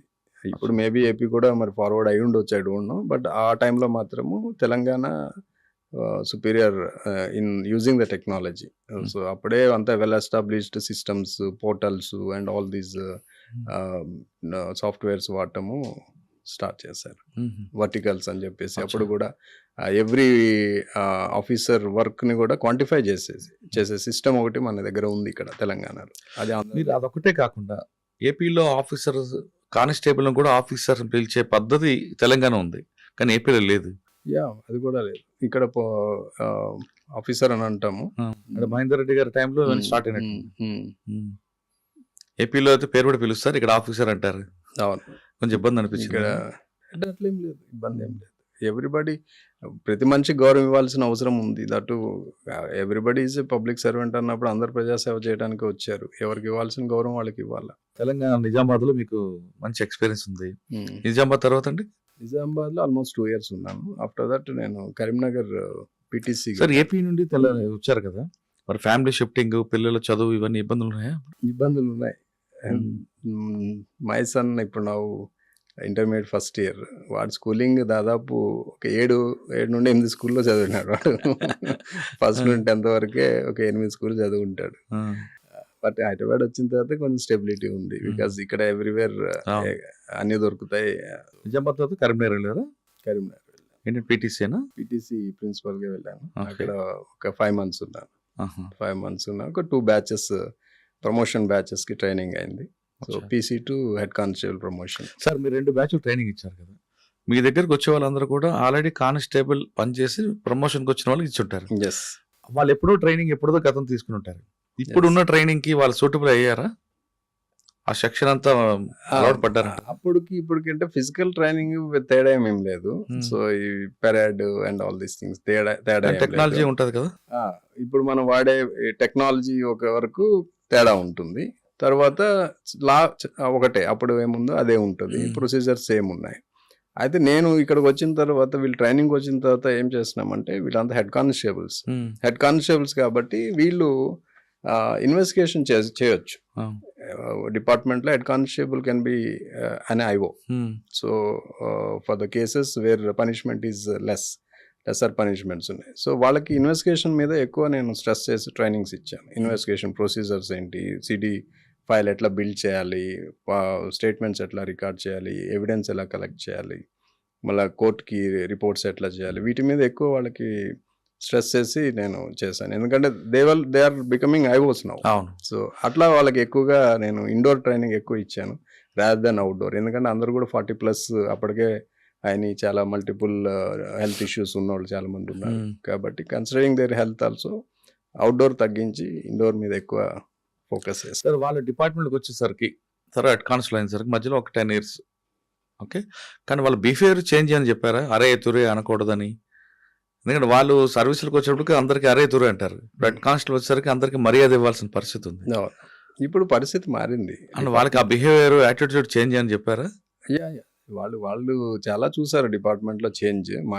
నాకన్నా సీనియర్స్ ఉన్నారు అందులో డిపార్ట్మెంట్ లో. ఎంత ఉన్నా సరే అండి అరే తురే అనే పదం ఇంకా అది పోవట్లేదు. లేదా అది చాలా రేర్ ఉంది. ఆల్మోస్ట్ అది ఆ కల్చర్ పోయింది. ఆ కల్చర్ చాలా rare. We see that culture in the police department. So everybody is giving respect. ఇవ్వకపోయినా ఊడుకునే పరిస్థితి కూడా లేదు ఇప్పుడు యాక్చువల్లీ. అది పబ్లిక్ లో క్వశ్చన్ ఇచ్చేసి వచ్చింది కదా. ఓకే, కరీంనగర్ తర్వాత ఎక్కడికి వచ్చారండి ప్రమోషన్? కరీంనగర్ తర్వాత నేను రాచకొండ క్రైమ్ బ్రాంచ్ కి వచ్చాను. రాచకొండ క్రైమ్ బ్రాంచ్ 2003 జూలైలో. ఓకే సార్, రాచకొండకు వచ్చే ముందు ఒక్కసారి మీ పర్సనల్ లైఫ్కి వెళ్దాం. మీకు హాబీస్ ఏంటండి? నాకు హాబీస్ చాలా ఉన్నాయి. Photography is one of the hobby. And painting వేస్తాను. తర్వాత స్విమ్మింగ్ నేర్చుకున్నా నేను కరీంనగర్లో ఉన్నప్పుడు. I learn swimming along with my son. తర్వాత టెన్నిస్ నేర్చుకున్నా. పెద్దాపురంలో ఉన్నప్పుడు టెన్నిస్ నేర్చుకున్నాను. రాజంపేటపురం మీ క్వార్టర్స్ ముందు పెద్ద ల్యాండ్ ఉంటుంది, అక్కడ నేర్చుకున్నారా? కాదు, అక్కడ క్లబ్ ఉంటది. అక్కడ ఒకటి రాజుగారి క్లబ్ ఉంటది. ఆయన రాజు ఆయన పేరు ఉంటది. ఒక ఆయన రాజు అని అంటారు. రాజు అంటారు ఆయన. వాళ్ళది అంటే ఒక అసోసియేషన్, ఓల్డ్ ఏజ్ పర్సన్స్ ఒక అసోసియేషన్ ఉంటుంది. అందులో నేర్చుకున్నాను. ఆయన తర్వాత రాజంపేటలో ఉన్నప్పుడు నేను హార్స్ రైడింగ్ నేర్చుకున్నాను. అంటే ఎక్కడ పనిచేస్తే అక్కడ ఒకటి, ఎక్కడ పనిచేస్తే అక్కడ ఏదో ఒకటి నేర్చుకున్నాను. సో ఫోటోగ్రఫీ నిజామాబాద్ లో నేను ఫోటోగ్రఫీ మాస్టర్. అంటే ఫోటోగ్రఫీ మీద అంత ముందు నుండి ఇంట్రెస్ట్ ఉండేది. బట్ అక్కడికి వచ్చిన తర్వాత కొన్ని స్కిల్స్ డెవలప్ చేసుకోవడం జరిగింది. అక్కడ సంతోష్ అని చెప్పేసి వన్ ఆఫ్ మై ఫ్రెండ్, ఈ thought me that he is a professional photographer. So ఆయన గైడెన్స్ లో నేను కొంచెం దాంట్లో స్కిల్స్ డెవలప్ చేసుకున్నాను ఫోటోగ్రఫీ. రాచకొండలో నేర్చుకున్నారా? రాచకొండలో అంటే city posting is completely different. City policing లో మనకి పర్సనల్ టైం తక్కువ ఉంటుంది. ఈవెన్ సండేస్ కూడా కొంచెం ఆక్యుపైడ్ ఉంటాం మనం. సో అప్పుడు నేర్చుకుని ప్రాక్టీస్ చేస్తాను. ఓకే, రాచకొండలో క్రైమ్ బ్రాంచ్ ఎంతకాలం పనిచేస్తారు? 2 years. నేను ఆల్మోస్ట్ 2 years 4 months చేశాను. ఏమున్నాయి సార్ మీకు బాగా గుర్తుండిపోయిన సంఘటనలు? చాలా రాచకొండలో చాలా జరిగాయి. మీరు నాకు తెలిసి ఇద్దరు సిపిలు చూసి ఉంటారేమో. సుధీర్ బాబు గారు, అంతకుముందు ముగ్గురు సిపిలు చూస్తాం. చౌహాన్ చౌహాన్ గారు, సార్, తర్వాత సుధీర్ బాబు సార్, మళ్ళా తరుణ్ జోషి జోషి సార్, గారు తరుణ్ చూస్తుంటారు. జోషి సార్ వచ్చారు, మళ్ళీ సుధీర్ బాబు సార్ మళ్ళీ వచ్చారు. ఆల్మోస్ట్ ఫోర్ సరే, ఇద్దరు నలుగురు సిపిల దగ్గర ఏం నేర్చుకున్నారు? మీకు బాగా గుర్తుండిపోయిన కేసులు ఏమున్నాయండి అక్కడ? సిపిస్ మాటకు వస్తే అందరూ కోఆపరేటివ్, అందరు కూడా మంచి ప్రొఫెషనల్ గానే గైడ్ చేసేవాళ్ళు. సో అందరి దగ్గర ఒక్కొక్కరి దగ్గర ఒక్కొక్క పాయింట్, అంటే వాళ్ళ లైఫ్ స్టైల్, వాళ్ళ వర్కింగ్ స్టైల్ బట్టి నేర్చుకోవడం జరిగింది. సో ఎట్లా సబార్డినేట్స్ ఎలా గైడ్ చేయాలా, ఒక సిచ్యువేషన్ వస్తే మనం ఎలా హ్యాండిల్ చేయాలా, ఇట్లాంటివన్నీ కూడా ఆఫీసర్స్ నుండి నేర్చుకోవడం జరిగింది. కానీ సుధీర్ బాబు గారు ఫీల్డ్ ఆఫీసర్ అండి, మిగతా ఆఫీసర్లు మంచోళ్ళే, బాగా చేస్తారు. Hmm. ఈయన ప్రతిసారి ఫీల్డ్ లోకి వెళ్ళాలి, చూడాలంటుంటారు. సార్ ఇక ప్రత్యక్షంగా చూడాలి, చూసి అవగాహన చేసుకుంటేనే కరెక్ట్ గా మనం గైడ్ చేయగలం అనేది ఒక కాన్సెప్ట్ ఉంటుంది.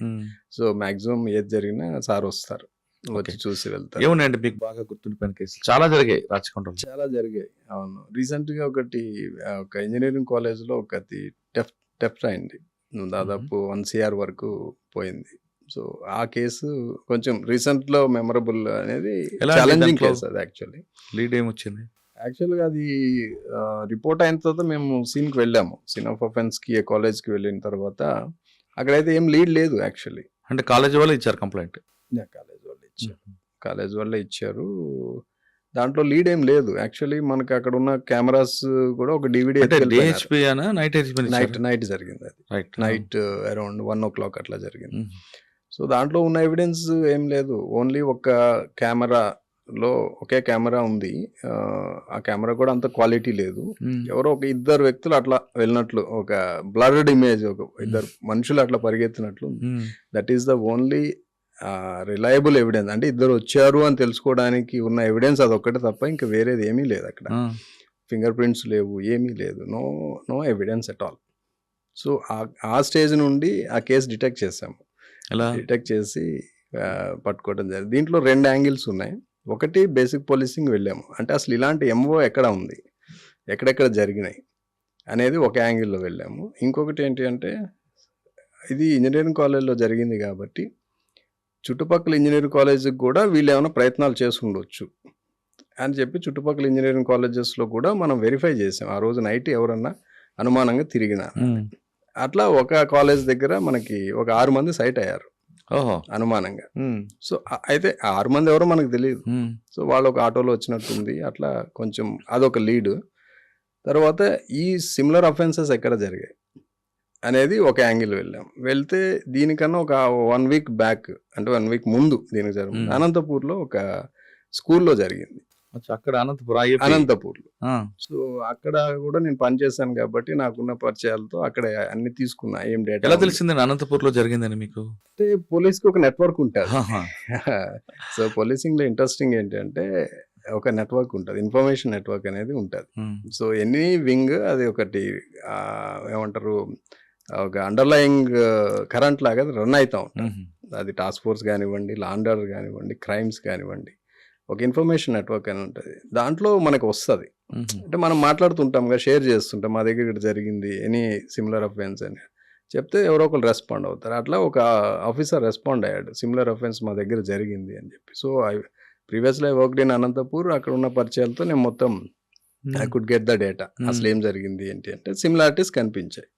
సో ఇమీడియట్లీ ఒక టీం పంపించేసాము. అక్కడ నుండి అసలు వాళ్ళు అక్కడ కొంచెం బెటర్ రిజల్ట్ ఉంది మాకు ఇక్కడ కన్నా, మన కేసు కన్నా. సో అక్కడ నుండి కొంచెం ట్రాక్ చేసుకుంటూ అక్కడ నుండి బెంగళూరు నుండి ముంబై నుండి గుజరాత్ అట్లా వెళ్ళటం జరిగింది. అనంతపూర్, బెంగళూరు, బాంబే టు గుజరాత్. సో గుజరాత్ లో మేము ట్రేస్ చేసాం వాళ్ళని. ఇది అనంతపూర్ కేసు. ఫస్ట్ ఏం అనుకున్నా వాళ్ళే వీళ్ళు అనుకున్నాం. సో అక్కడ వీళ్ళు కాదు, ఇది వేరే టీం. సో ఇక్కడ మనకి ఒక కాలేజ్ దగ్గర కొంతమంది సైట్ అయ్యారు కదా, దీన్ని కూడా బ్యాక్ ట్రాక్ చేసుకుంటూ వెళ్ళాం. ఈ 2 కలిస్తే అదే ఊరు వాళ్ళే, వేరే బ్యాచ్. సో అట్లా ఇది కొంచెం చాలా ఆల్మోస్ట్ ఒక 20 days పట్టింది మాకు ఈ లీడ్స్ అన్ని తీసుకొని. అంటే అనంతపూర్ వచ్చిన టీం వేరు, రాచకొండ టీం వేరు, కానీ ఇద్దరు ఒకటే. టీం వేరు కానీ ఇద్దరు ఒకే ఊరు గుజరాత్, ఒకే ఊరు వాళ్ళు. అక్కడికి వచ్చిన వాళ్ళు ఒక బ్రదర్ ఉన్నాడు, ఇందులోకి వచ్చిందని ఇంకో బ్రదర్, దొంగల కుటుంబం అట్లా ఆ, అట్లా. బట్ దొరికారు ఆల్మోస్ట్ 50 lakhs వరకు రికవర్ మరి చేశారు. అనంతపూర్ కేసు కూడా వచ్చిందండి, ఓన్లీ రాచకొండ కేసు వచ్చిందా? అనంతపూర్ కేసు వాళ్ళకి అప్పచెప్పాం, మేమే డిటెక్ట్ చేసి ఇచ్చాం వాళ్ళకి. రికవరీ ఉందంటారా? అనంతపూర్ కేసులో ఐ డోంట్ నో వాళ్ళు ఏం చేశారో తెలియదు, వాళ్ళకైతే అప్పచెప్పేసాం ముద్దాయిల్ని మీరు చూసుకోండి అని. మా కేసు మాత్రము 50 lakhs రికవరీ. 50 lakhs ఏం చేశారండి? 50 lakhs ఖర్చు పెట్టారు వాళ్ళు? ఆల్మోస్ట్ ఖర్చు పెట్టి వాళ్ళకు ఉన్న అప్పులు తీర్చేసుకున్నారు ఇంకా కొంతమంది. నయం అదేనా దొరికింది. Yes, అది కూడా చాలా కష్టం మీద. మ్మ్. That is one of the challenging case where zero evidence నుండి అసలు ఏం లేదు, క్లూ లేదు దగ్గర. ఎందుకండి వాళ్ళు గుజరాత్ నుండి ఇక్కడ వరకు వచ్చారు, ఇక్కడ ఉంటాయని డబ్బులు ఉంటాయని తెలుసా అండి వాళ్ళకి? అంటే బేసికల్లీ హైదరాబాద్ అంటే ఒక ప్రాస్పర్డ్ సిటీ అన్నది ఉంది ఇండియా మొత్తంలో. మ్మ్. ఈవెన్ ఏటీఎం అఫెన్సెస్ కూడా ఇక్కడే జరుగుతాయి ఆ. మాక్సిమం. మన దగ్గర బెంగళూరులో ఇట్లా కొన్ని ఐడెంటిఫైడ్ సిటీస్లోనే జరుగుతాయి. So all over India, especially north India, Hyderabad అంటే చాలా పెద్ద రిచ్ ఇది. ఇక్కడ అన్ని ఇట్లా ఉంటాయి, ఎస్టాబ్లిష్మెంట్స్, బిజినెస్, బాగా డబ్బులు ఉన్నాయి అనేది ఒక కాన్సెప్ట్ ఉంటుంది వాళ్ళకి. మ్మ్. సో ఎవరైనా ఫస్ట్ ఏదైనా చేయాలంటే హైదరాబాద్ గుర్తొస్తుంది. మ్మ్. పని రావాలన్నా, పని చేసుకోవాలన్నా హైదరాబాద్ వస్తారు. దొంగతనం ఇలాంటి నేరాలు చేస్తాడు. అండ్ ఈ కాలేజీలో డబ్బులు ఉన్న విషయం వాడికి ఎలా తెలిసింది? అంటే రొటీన్గా కొట్టాడు అంతే. వాడికి తెలియదు, అది బై ఛాన్స్. రొటీన్ గా వెళ్ళాడు, దొరికి సక్సెస్ అయిపోయాడు. వాళ్ళు అది మీకు ఇందాక చెప్పాను కదా, ఒక కాలేజీ ఫస్ట్ వాళ్ళు రెక్కి చేశారు. ఆహా. ఆ కాలేజీలో కొంచెం సెక్యూరిటీ టైట్ ఉండటము, చుట్టూ ఇల్లు ఉండటము. సో వాళ్ళకి ఏంటంటే ఇది వెళ్తే మనకి ఇబ్బంది అవుతుంది అనే దాంతో వాళ్ళు దాన్ని వదిలేసి మళ్ళీ గూగుల్ మ్యాప్లో నెక్స్ట్ నియర్ బై ఏముందని చూసుకొని they went to that college. వాడు టెక్నాలజీ వాడాడా? వాడాడు టెక్నాలజీ అంటే గూగుల్ మ్యాప్స్, అదే గూగులే కదా. ఇంజనీరింగ్ కాలేజ్ కొట్టుకొని వెళ్ళాడు. ఆహా. తర్వాత మనకి ఇంట్రాగేషన్లో అదంతా మ్మ్. తెలిసింది. So this is one of the professionally satisfied case. ఇంకేమున్నాయా అలా? ఇంకోటి ఉంది, ఒకటి ఏటీఎం థెఫ్ట్ ఒకటి ఆదిబాట్ల పోలీస్ స్టేషన్లో జరిగింది. ఏటీఎం కట్ చేసి మొత్తం దాదాపు ఒక 16 lakhs వరకు పోయింది. 16 కాదు, 29 lakhs వరకు పోయింది. అది కూడా మంచి ఛాలెంజింగ్ కేసే. వాళ్ళది ఎవరండి? వాళ్ళు హర్యానా బ్యాచ్ అది. మ్మ్. అది మేవాత్ అని చెప్పేసి, అవును. మేవాత్ అని వాళ్ళు ఫేమస్ అన్నమాట అవును. దానికి. అది కూడా డిటెక్ట్ చేసాం. ఎలా వచ్చింది లీడ్ అండి? లీడ్ మనకి ఇక్కడ ఒక వెహికల్ వాడారు వాళ్ళు, ఆ వెహికల్ని ట్రాక్ చేసాము. బట్ అది కొంత దూరం వెళ్ళిన తర్వాత మిస్ అయింది మనకి లింక్. తర్వాత మనకి ఉన్న క్రైమ్ నాలెడ్జ్, తర్వాత ఈ నెట్వర్క్ని బట్టి we send A team to Haryana. మ్మ్. అక్కడ హర్యానాకి వెళ్ళిన తర్వాత అక్కడ మళ్ళీ ఇన్ఫర్మేషన్ నెట్వర్క్ కొంచెం ట్యూన్అప్ చేసుకొని చేసి ఈ వెహికల్ని ఒకళ్ళు ఐడెంటిఫై చేస్తారు అక్కడ. సో ఈ వెహికల్ సార్ ఇవి కాకుండా రాచకొండ లిమిట్స్ లో, హైదరాబాద్ లిమిట్స్ లో అటెక్షన్ డైవర్షన్ గ్యాంగ్ ఒకటి ఉంటుందండి. అది ఎప్పుడైనా మీకు ట్రేస్ చేస్తారా? అటెన్షన్ బ్యాంకుల దగ్గర. గ్యాంగ్స్ ఈ మధ్య బాగా తగ్గాయి. ఎందుకంటే ఈ కెమెరాస్ ఇవన్నీ పెట్టడం వల్ల. అంత ముందు ఉండేవి ఇవి, ఓజీ కుప్పం గ్యాంగ్ అని అవన్నీ ఉండేవి. రామ్జీ గ్యాంగ్, పార్ది గ్యాంగ్ ఇవి ఈ మధ్య బాగా తగ్గాయి. బట్ నేనున్న టైంలో మాత్రం అది పెద్దగా రాలే. పార్ది గ్యాంగ్స్ వచ్చాయి కానీ వాళ్ళు హౌస్ బ్రేక్స్ చేశారు. Party Ramji gang. Ramji gang మనకి నా టైంలో ఎప్పుడు వాళ్ళు స్ట్రైక్ చేయలే. కానీ అప్పుడప్పుడు వచ్చి వలసల్పురం ఆ ప్రాంతంలో చేసేవారు కదండి. మీ టైంలో లేదు? గతంలో చేశారు. ఓజీ కుప్పం ఒకటి, రామ్జీ గ్యాంగ్ వాళ్ళు చేశారు. నేనున్న టైంలో పెద్దగా అవి జరగలే. స్నాచింగ్స్ జరిగాయి. స్నాచింగ్స్ ఆల్మోస్ట్ అన్ని కూడా మనం డిటెక్ట్ చేసాము. అన్ని కూడా లోకల్ వాళ్ళే మాక్సిమం చేశారు. 1-2 సార్లు ఢిల్లీ టీమ్స్ వచ్చాయి. సో అవి కూడా మనం డిటెక్ట్ చేసాము, పట్టుకున్నాం. సార్ క్రైమ్ బ్రాంచ్ అనగానే చాలా మందికి ప్యాషన్ ఉంటుంది, కొంతమందికి పనిష్మెంట్ గా అనుకుంటారు. మీరు ఏదనుకున్నారు అందులో? ఎవ్రీ వింగ్ మనం నేర్చుకోవడానికి స్కోప్ ఉంటుంది. Especial these specialized wings like cyber crime. So law and order అంటే అన్నీ చేస్తాము, ఏది మాస్టర్ అవ్వము. బట్ ఇలాంటి స్పెషలైజ్డ్ వింగ్స్కి వచ్చిన తర్వాత మనము మాస్టర్ అవుతాం, ఒక సబ్జెక్ట్లో మాస్టర్ అవుతాం. So I like this kind of experience in the department. కానీ కొంతమంది అక్కడికి వెళ్ళిన తర్వాత క్లూస్ లేవని విడిచిపెట్టేస్తారండి. కొంతమంది ప్యాషన్ గా తీసుకొని ఇలాంటి వాళ్ళు అక్కడే కూర్చొని దాన్ని రిపీట్ లేదంటే రివర్స్ ఇన్వెస్టిగేషన్ వెళ్ళడం చేస్తారు. It's out of interest and professional requirement కూడా ఉంటుంది. ఛాలెంజింగ్ తీసుకోవాలా ఎవ్రీ కేసు. అంటే ఇప్పుడు ఒక ఏ అనే వ్యక్తి బి అనే వ్యక్తిని కొట్టాడు, అది నలుగురు చూశారు, దాంట్లో డిటెక్షన్ ఏముండదు. అందరు చూశారు, ఏ కొట్టాడు బిని తెలిసిపోయింది, ప్రొసీజరల్ ఇన్వెస్టిగేషన్ ఉంటుంది. వాళ్ళది ఏ దగ్గర నుండి స్టేట్మెంట్ తీసుకోవటము, బిని తీసుకెళ్ళి జైల్లో వేయటము సంథింగ్ ఉంటుంది. అదంతా ప్రొసీజరల్ ఇన్వెస్టిగేషన్. యాక్చువల్ డిటెక్షన్ ఎక్కడ ఉంటుందంటే ఇలాంటి దగ్గరే ఉంటుంది. Cyber crime, property offences, actual detection అనేది ఉంటుంది. So it gives immense satisfaction. Sir రాచుకున్న తర్వాత హైదరాబాద్ సైబర్ క్రైమ్. ఇక్కడ మీరు ఇందాక చెప్పినట్లుగా అక్కడ మనిషి కనిపిస్తాడు, ఇక్కడ జరుగుతున్న క్రైమ్ లో మనిషి కనిపించాడు, నేరస్తుడు కనిపించాడు, కానీ నేరం జరిగిపోతుంటది. అది జరగడం కూడా కోట్లాది రూపాయలు జరుగుతుంది. డిజిటల్ అరెస్ట్ అని రకరకాల ఫ్రాడ్స్ జరుగుతుంటాయి. ఇప్పుడు హైదరాబాద్ లో సైబర్ క్రైమ్ లో ట్రెండింగ్ క్రైమ్ ఏముందండి? దాన్ని కంట్రోల్ చేయడానికి మీ డిపార్ట్మెంట్ ఏం చేస్తుంది, పబ్లిక్ ఏం చేయాలి? ఇప్పుడు ట్రెండింగ్ క్రైమ్ మనకి ఎక్కువగా ఇన్వెస్ట్మెంట్స్ మీద ఎక్కువ నడుస్తుంది. అంటే పబ్లిక్ అక్కడిక్కడ అడ్వర్టైజ్మెంట్ చూసి డబ్బులు పెడితే 50% వస్తుంది, 60% వస్తుంది అని చెప్పేసి నమ్మి ఇన్వెస్ట్ చేస్తున్నారు లక్షల్లో అట్లా. అవి ఒకటి ఇప్పుడు ఎక్కువగా జరుగుతుంది. అది కాకుండా OTP frauds, APK file frauds, ఇవి కూడా జాబ్ ఫ్రాడ్స్ నడుస్తున్నాయి. సో మేము చేస్తుంది ఏంటి అంటే 2 రకాలు చేస్తున్నాము. అంటే హైదరాబాద్ లో ఎక్కువ ఎఫ్ఐఆర్లు దేని మీద వస్తున్నాయండి? ఇవే వీటి మీద investment, trading frauds, OTP frauds. OTP ఇంకా నడుస్తుందా? ఓటీపీ అంటే అవి ఎట్లా ఉంటుంది అంటే మనం చెప్పేది ఉండదు. ఇప్పుడు ఏపీకే ఫైల్ ఏదో పంపిస్తాడు, అది మనము క్లిక్ చేస్తాము. క్లిక్ చేసిన మన ఫోన్ కాంప్రమైజ్ అవుతుంది. సో వాడే బ్యాక్ ఎండ్లో ఉండి అన్న ఆపరేషన్ చేసుకుంటాడు, ఓటీపీస్ వాడికే యాక్సెస్ చేసుకుంటాడు, ఇది మనకేం తెలియదు. సో అట్లా ఓటీపీస్ షేర్ అవటము, మన డబ్బులు వాడికి విత్డ్రా చేసుకోవడం, షాపింగ్ చేసుకోవడం, సంథింగ్ ఏ విల్ డూ. అట్లా ఎక్కువ వచ్చే క్రైమ్స్ లో మీకు డిజిటల్ ఒకటి, డిజిటల్ ఈ మధ్య తగ్గింది. Job fraud digital last year వరకు లేదా ఇయర్ స్టార్టింగ్ లో ఫస్ట్ హాఫ్ వరకు బాగా జరిగింది. సో బాగా దాని మీద ఎక్కువ అవేర్నెస్ తీసుకురావటము, ఈవెన్ హానరబుల్ పిఎం గారు కూడా మన్ కీ బాత్ లో దీని గురించి చెప్పడము, పబ్లిక్ అవేర్నెస్ బాగా అవటం వల్ల విక్టిమైజేషన్ తగ్గింది దీని మీద. సో ఎక్కువ వచ్చేది జాబ్ ఫ్రాడ్ అండి. ఇవే మన ఇన్వెస్ట్మెంట్ ఫ్రాడ్స్ ఇప్పుడు ఎక్కువ. ఇన్వెస్ట్మెంట్ ఫ్రాడ్ అంటే ఎలా ఉంటుందండి? వాడు ఏ విధంగా మోసం చేస్తుంటాడు? ఇది సింపుల్.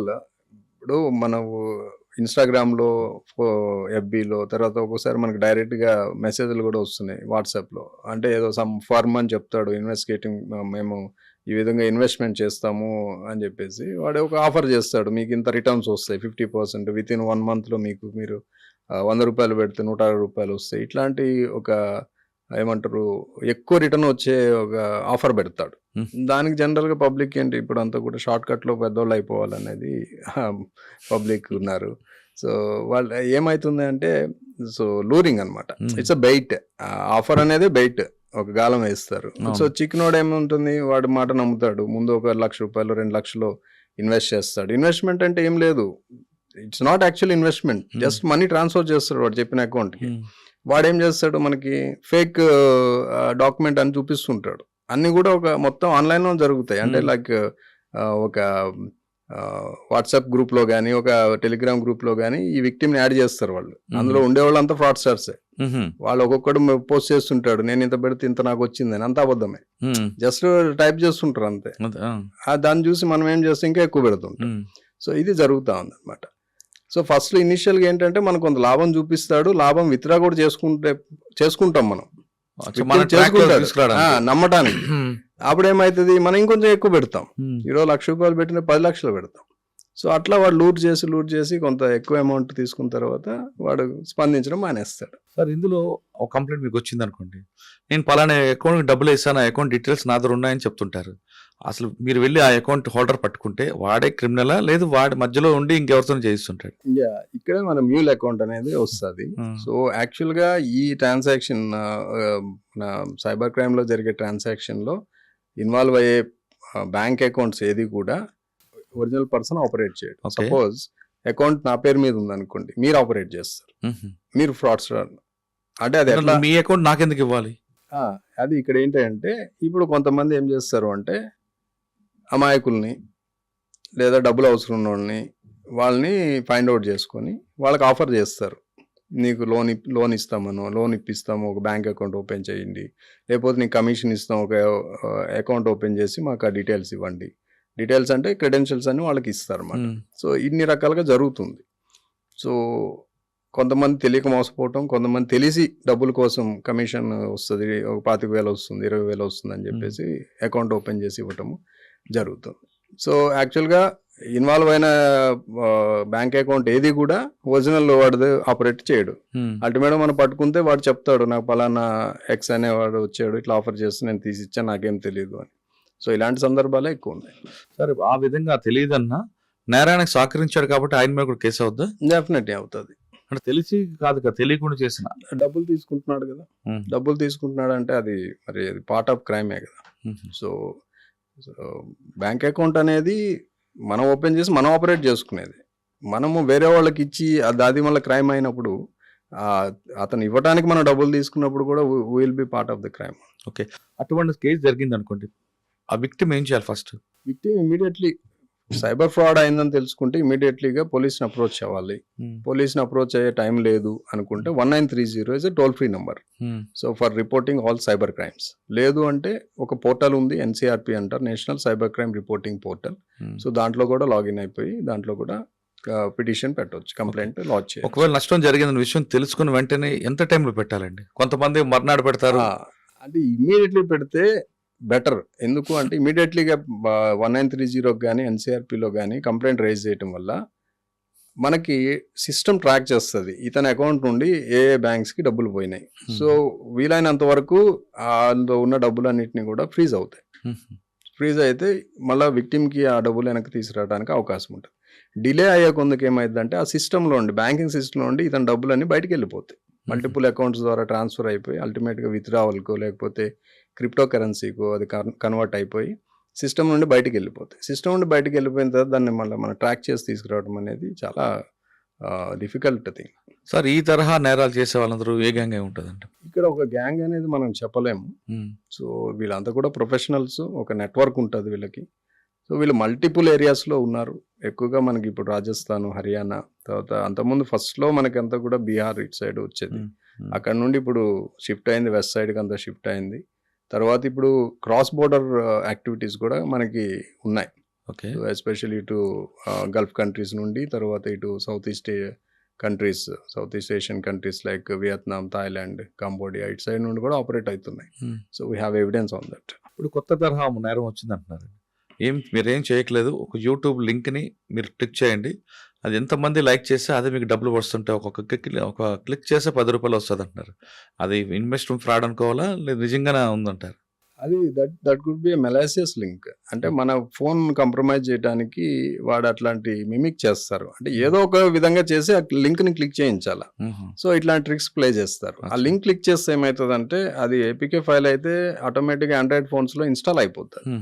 ఆటోమేటిక్గా మనం ఇన్స్టాల్ చేయకపోయినా అది ఆటోమేటిక్గా ఇన్స్టాల్ అయిపోతుంది. అయిపోయిన తర్వాత అది కొన్ని ఫీచర్స్ని కాంప్రమైజ్ చేసుకుంటే వాటి కంట్రోల్లోకి తీసుకొని ఎవడైతే ఆ ప్రోగ్రామ్ డిజైన్ చేశారో వాడికి యాక్సెస్ వస్తుంది మన ఫోన్ మీద. అంటే సపోజ్ మన కెమెరా, మన స్క్రీన్, మన SMS డేటా, తర్వాత మన గ్యాలరీస్, ఫోన్ బుక్, ఇట్లా కొన్ని ఐటమ్స్ యాక్సెస్ వెళ్ళిపోయిన తర్వాత వాడు దాంట్లో ఎట్లయినా చేసుకోవచ్చు. సార్, APK ఫైల్స్ అనేది నా ఫోన్లో వచ్చిన విషయం నాకు ఎలా తెలియాలి?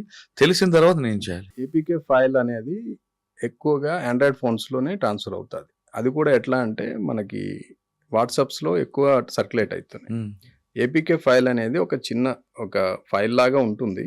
దాంట్లో కింద ఒక చిన్న బాక్స్లో APK అని రాసి ఉంటుంది.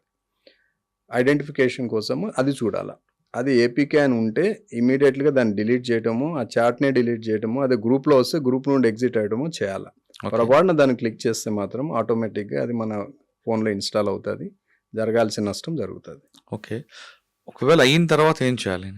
తెలియక క్లిక్ చేస్తాను చేస్తే ఇమీడియట్లీగా మనం ఫోన్ ఆల్మోస్ట్ అది కాంప్రమైజ్ అయిపోయినట్లే. సో దాన్ని మనము రీసెట్ చేసుకోవాలి, ఫ్యాక్టరీ రీసెట్ చేసుకోవాలి. మొత్తం డేటా పోతుంది. మనల్ని మనం సేవ్ చేసుకోవాలంటే ఇమీడియట్లీగా చేసేసుకొని మన అకౌంట్స్ అన్ని దానికి లింక్ ఉన్న చేంజ్ చేసేసుకోవాలి. ఎంత వీలైతే అంత తొందరగా చేయాలి. ఎస్పెషల్లీ ఫస్ట్ బ్యాంక్ అలర్ట్ పెట్టుకోవాలి మనం. సార్, కొంతమంది సడన్ గా వీడియో కాల్ చేసి అక్కడ ఒక అమ్మాయిని నూడ్గా చూపించి యువతల వ్యక్తిని టెంప్ట్ చేసి ఆ వ్యక్తిని కూడా నూడ్గా చేయించి తర్వాత బెదిరించడం, డబ్బులు తీసుకోవడం చేస్తున్నారు. ఆ తరహా మోసాలను ఎలా మనం గుర్తించాలి? అటువంటి విషయాలు మనం ఎలా అలర్ట్ అవ్వాలి? అది సెక్స్టార్షన్ అని అంటాము. సో అంటే అవతల వాళ్ళని సెక్షువల్లీ లూట్ చేసి వీళ్ళతో పాటు ఒక ఏదో సమ్ వర్చువల్ యాక్టివిటీ చేసి దాన్ని రికార్డ్ చేసి బెదిరిస్తారు. So it's a kind of extortion. అది ఆన్లైన్లో జరుగుతుంది కాబట్టి సెక్స్ట్రాషన్ అని అంటాము. సో వీటిని ఏమైనా ఉంటే అపరిచిత వ్యక్తులు న్యూడ్ కాల్స్ చేస్తున్నారు అంటేనే ఫస్ట్ మనం అనుమానించాలా. సో అటువంటిది ఎంటర్టైన్ చేయకూడదు. సో మనం ఏదైనా ఎంటర్టైన్ చేస్తే అది అనర్థానికి దారితీస్తుంది, కానీ అది మంచికైతే జరగదు. సో పబ్లిక్ ఇలాంటి కాల్స్, ఇట్లాంటి అన్యూజువల్ యాక్టివిటీని నోటీస్ చేసినప్పుడు దానికి దూరంగా ఉండటమే బెటర్. డిస్కనెక్ట్ చేయండి, కాల్ మన ఇష్టం. మనం ఎంటర్టైన్ చేస్తే ఎంటర్టైన్ అవుతుంది, డిస్కనెక్ట్ చేస్తే వెళ్ళిపోతారు. సార్, సైబర్ క్రైమ్ లో కేసులు వస్తుంటాయి, మీరు ఇన్వెస్టిగేషన్ చేస్తుంటారు. కొంతవరకు మీరు చెప్పినట్లుగా గోల్డెన్ పీరియడ్ లో వచ్చిన డబ్బులు వాళ్ళకి ఫ్రీజ్ చేసి ఇప్పిస్తుంటారు. అసలు పబ్లిక్ ఏం చేయాలండి? ఈ వైపు మీరు చేస్తున్నారు. ఇది very important. Cyber crime control చేయాలంటే public first. Public self restraint అని ఉండాలి. ప్రతి లింక్ని క్లిక్ చేయకూడదు. ఓటీపీ ఎవరికి షేర్ చేయకూడదు. మనం ఆన్లైన్లో ఉంటాం. పొద్దున్న లేచిన కానీ పడుకునేంత వరకు, మనం పడుకున్న తర్వాత కూడా మన ఫోన్ ఆన్లైన్లో ఉంటుంది. ఎందుకంటే మనం డేటాతో కనెక్ట్ అయినాము. చాలా అప్లికేషన్స్ ఉన్నాయి. ఆ అప్లికేషన్స్ వేరే సర్వర్స్తోనూ ఇట్లా ఉంటాయి. అదే అప్లికేషన్ కొన్ని లక్షల మంది వాడుతూ ఉంటారు. So we're connected. మనము ఫోన్ మన చేతిలో ఉన్నా లేకపోయినా మన ఫోన్ కనెక్ట్ అయిపోయి ఉంటుంది. మన ఫోన్లో చాలా డేటా ఉంటుంది. సో డేటా ప్రైవసీ అనేది చాలా ఇంపార్టెంట్. సో ప్రైవసీ సెట్టింగ్స్ అనేది ఫోన్లో పెట్టుకోవాలా. సోషల్ మీడియాలో ఉన్నప్పుడు ప్రైవసీ సెట్టింగ్స్ పెట్టుకోవాలా. అన్నెసరీగా మన పర్సనల్ ఇన్ఫర్మేషన్ ఎవరికి షేర్ చేయొద్దు. సో ఇట్లాంటివి కొన్ని పాటించాలా. అలాగే మనకి సోషల్ మీడియాలో కానీ, ఎనీ ప్లాట్ఫామ్లో కానీ, లేదా ఎనీ అడ్వర్టైజ్మెంట్స్ కానీ చూసినప్పుడు అసలు ఇది నిజమా కాదా అనేది వెరిఫై చేయాలి. అలా చేయకుండా ఈ ఆఫర్స్ అన్నీ ఉన్నాయి, అదేదో ఉంది, ఇదేదో ఉంది అని చెప్పేసి మనం ప్రతిదాన్ని ఎంటర్టైన్ చేసుకుంటూ వెళ్తే మన జేబు ఖాళీ అయితే తప్ప దాంట్లో ఉపయోగం అయితే ఏముండదు. So we are in the online అంటే we are vulnerable. First thing public గుర్తుపెట్టుకోండి, అంటే we are prone to cyber crime.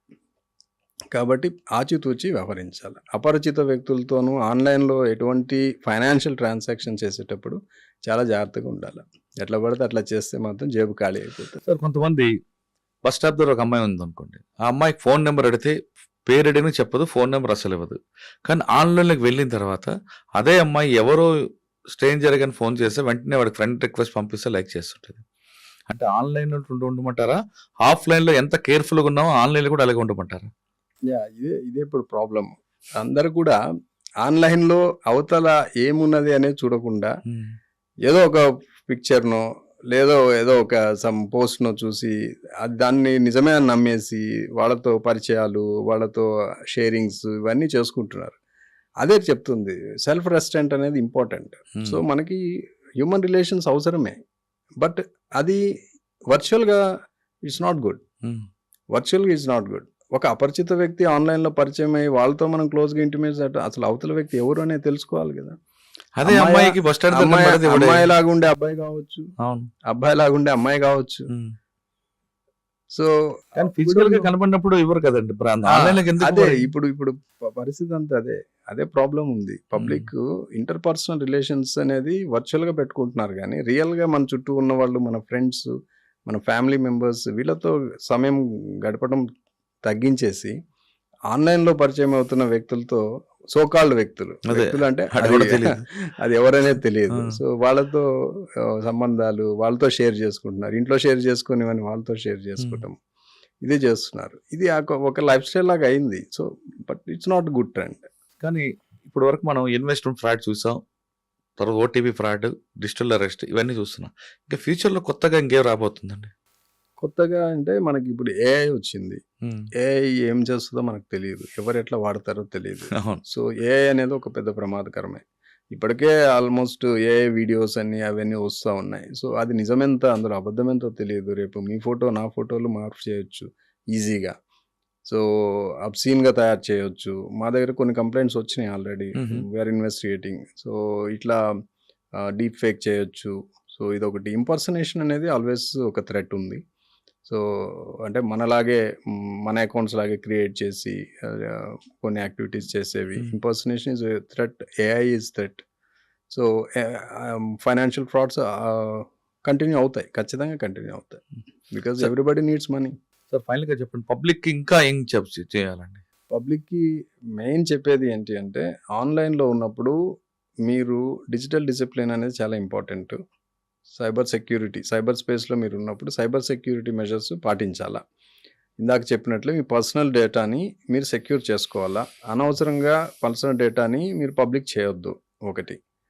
రెండవది ఏంటంటే అబద్ధ ప్రకటనలు నమ్మొద్దు. ఆన్లైన్ యాక్టివిటీ అది పర్సన్స్తో కానీ ఫార్మ్స్తో కానీ ఏది చేసినా కానీ 1-2 సార్లు ఆలోచించి అథెంటిక్ చెక్ చేసుకుని తర్వాతే చేయాలి. ఇట్లాంటివి పాటిస్తే ప్రజలు సేఫ్గా ఉంటారు. ఆన్లైన్ యాక్టివిటీస్ అన్ని కూడా సేఫర్ మోడ్లో వెళ్తాయి. కానీ ఇప్పుడు వస్తున్న కంప్లైంట్లు అన్నింటిలో కూడా హైలీ ఎడ్యుకేటెడ్ ఉంటున్నారండి, వాళ్ళు ఎలా మోసపోతున్నారు? అంటే ఇప్పుడు మై జనరల్ అనాలిసిస్ ఏంటంటే విలేజెస్లో ఫోన్ వాడకం తక్కువ ఉంటుంది జనరల్గా. వాడిన ఒక డబ్బా ఫోన్ కాబట్టి జనరల్గా వాళ్ళ దగ్గర స్మార్ట్ ఫోన్స్ ఉండవు. ఒకవేళ ఇప్పుడు ఉన్న యూత్ దగ్గర తప్ప ఓల్డ్ ఏజ్ మిడిల్ ఏజ్ దగ్గర మామూలు ఫోన్సే ఉంటాయి. సో వాళ్ళు ఎక్కువగా ఆన్లైన్లోకి ఉండదు వాళ్ళ ఆన్లైన్ యాక్టివిటీ తక్కువ ఉంటుంది. ఏదైనా ఉంటే వాట్సాప్ చూసుకుంటారు, కాల్స్ మాట్లాడుకుంటారు, అట్లా జనరలే ఉంటుంది తప్ప. బట్ సిటీస్ అండ్ టౌన్స్లో ఏమైందంటే ఆన్లైన్ యాక్టివిటీ ఎక్కువైంది. Online shopping, online food delivery, online grocery delivery, ఇట్లా ఎవ్రీథింగ్ ఈజ్ ఆన్లైన్. సో సిటీస్లో ఏంటంటే ఆన్లైన్లో డిపెండ్ అయిపోయినారు ఆన్లైన్ యాక్టివిటీ. ఇది పెద్ద ప్రమాదం. సో సిటీస్లో మ్యాక్సిమం ఉండేదంతా కూడా ఎడ్యుకేటెడ్, ఎంప్లాయిడ్, ఏదో ఒక వర్క్ చేసేవాళ్ళు, ఎడ్యుకేటెడ్ వాళ్ళే ఉంటారు. సరే, ప్రొఫెషనల్ అయిపోయింది. ఒక పర్సనల్ విషయంకి వద్దాం. మీ ఫ్యామిలీ ఏం చేస్తుంటారు? పిల్లలు, మేడం? నా madam is government employee, Telangana గవర్నమెంట్లో ప్రొహిబిషన్ అండ్ ఎక్సైజ్ డిపార్ట్మెంట్. అవునా? ఆవిడ యూనిఫామ్ సర్వీస్. Uniform service. తను ఏం పేరు ఆవిడ? స్మితా సౌజన్య. ఏం చేస్తారండి? Present assistant excise superintendent. She is working in enforcement, Hyderabad. So బాబు ఇంటర్మీడియట్ చదువుతున్నారు. ఆఫ్లైన్లో ఉన్నప్పుడు ఎంత కేర్ఫుల్గా ఉంటామో ఆన్లైన్లో కూడా అంతే కేర్ఫుల్గా ఉంటున్నారు అరవింద్ బాబు గారు. ఆఫ్లైన్లో కనబడినప్పుడు ఒక వ్యక్తి, అపరిచిత వ్యక్తి అడిగితే మన పేరు కూడా చెప్పని వ్యక్తులు ఆన్లైన్లోకి వెళ్ళిన తర్వాత గుర్తు తెలియని వ్యక్తులు కూడా ఫ్రెండ్ రిక్వెస్ట్ పంపిస్తే క్లిక్ చేస్తే ఇలాగే నష్టం జరుగుతుంది అంటున్నారు. ఎప్పటికైనా సరే ఏది ఉత్తిగా రాదు, ఏది ఫ్రీగా రాదనే విషయాన్ని బాగా గుర్తుంచుకోవాలి. లేదు మనం అన్నిటికీ అత్యాసపడితే ఖచ్చితంగా నష్టపోవడం ఖాయం అంటున్నారు. ఇంకో మరో విషయం ఏంటంటే బాధితులందరూ బాగా చదువుకున్న వాళ్ళు, బాగా డబ్బున్న వాళ్ళు ఉంటే ఈ క్రైమ్ చేసే వాళ్ళు, క్రిమినల్స్ అందరూ కూడా ఇంటర్మీడియట్ పాస్ అయిన వాళ్ళు ఉంటారు. అంటే మనం ఎంత అమాయకత్వంగా, ఎంత దారుణంగా మోసపోతున్న విషయాన్ని ప్రతి ఒక్కరు గుర్తించుకోవాలనే విషయం చాలా స్పష్టంగా తెలుసు. ఇది అరవింద్ బాబు గారితో ఎక్సలెంట్ ఇంటర్వ్యూ. వచ్చే వారం మరొక మళ్ళీ కలుద్దాం. అంతవరకు నమస్తే. Thank you very much.